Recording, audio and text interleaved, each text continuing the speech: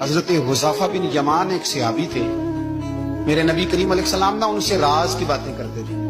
ہر بندے کا ہاضمہ ٹھیک نہیں ہوتا، سب سے راز کی بات نہیں کرنی چاہیے۔ حضرت حذیفہ بن یمان کہتے ہیں حضور راز کی باتیں بتاتے۔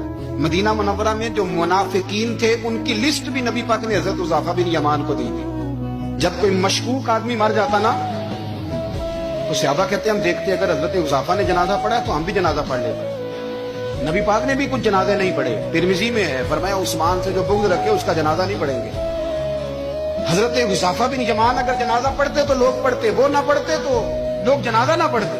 حضرت حذیفہ بن یمان کہتے ہیں جناب عمر فاروق کی خلافت کے آخری ایام تھے، کچھ دنوں کے بعد وہ شہید ہو گئے۔ فرماتے آدھی رات کا وقت تھا، میں گھر میں سویا تھا بڑا بے فکر، اچانک میرے دروازے پہ دستک ہوئی، میں گھبرا کے اٹھا، اتنی رات کو کون آیا؟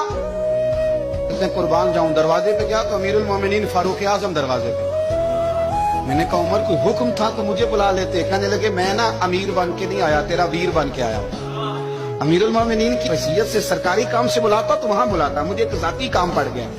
کہتے میں نے عمر کو گھر کی اندر بلا کے چارپائی پہ بٹھایا، میں نے کہا حضور میں غریب آدمی، میں کیا آپ کے کام آ سکتا ہوں؟ تو کہتے انہوں نے نا مجھے ساتھ بٹھا لیا، پھر میرا ہاتھ پکڑ لیا، کہنے لگے تو عمر کو جانتا ہے؟ عمر جھوٹ نہیں بولتا، تو جانتا ہے عمر وعدوں کا پکا ہے؟ کہا حضور جانتا ہوں، اس وقت آیا ہوں جب دیکھ بھی کوئی نہیں رہا۔ حضرت حذیفہ بن یمان کہتا ہوں پریشان ہو گیا، حضور پہلیاں نہ بجھوائے، مہربانی کر بتائیں کدھر آئے ہیں؟ حضرت عمر فاروق فرمانے لگے 62 سال کا ہو گیا ہوں، 63 میں چل رہا ہے، داڑھی سفید ہو گئی ہے، بل پک گیا، اٹھ فریدہ ستیا، داڑھی آ گئی دور، اگا نیڑے آ گئے، پیچھا رہ گئی دور، اب نا اب قبر اشر کا معاملہ صاف نظر آنے لگا ہے۔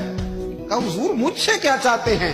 حضرت عمر رو پڑے، کہنے لگے آج میں عشاء کے بعد نکلا ہوں تو نبی پاک کے صحابہ مجھے نیک کہہ رہے تھے، پھر میں نے بچوں کی ماں سے اور بچوں سے بھی پوچھا ہے، وہ بھی مجھ سے راضی ہیں، اور حذیفہ تیرے ساتھ نبی پاک راز کی باتیں کرتے تھے، سچ بتا کہیں عمر کا نام منافقوں میں شامل تو نہیں؟ سچ بتا ان منافقین میں تو شامل نہیں، کہیں اوپر سے تو نہیں سارا کچھ؟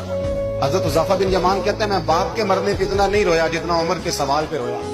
میں قدموں میں بیٹھ گیا، میں نے کہا نہیں عمر یہ تو میں نے نہیں سنا، لیکن یہ میں نے نبی پاک سے ضرور سنا ہے کہ میرے بعد اگر کوئی نبی ہوتا تو عمر ابن خطاب ہوتا۔ یہ میں نے اپنے کانوں سے سنا ہے کہ عمر جس گلی سے گزرے شیطان راستہ بدل جاتا ہے۔ یہ میں نے اپنے کانوں سے سنا ہے کہ 950 سال حضرت جبریل جناب عمر کی شان بیان کریں تو پھر بھی بیان نہیں ہو سکتا۔ یہ میں نے ضرور سنا۔ دوستو ساری زندگی حضرت عمر نے اگر دوسروں کا معاشرہ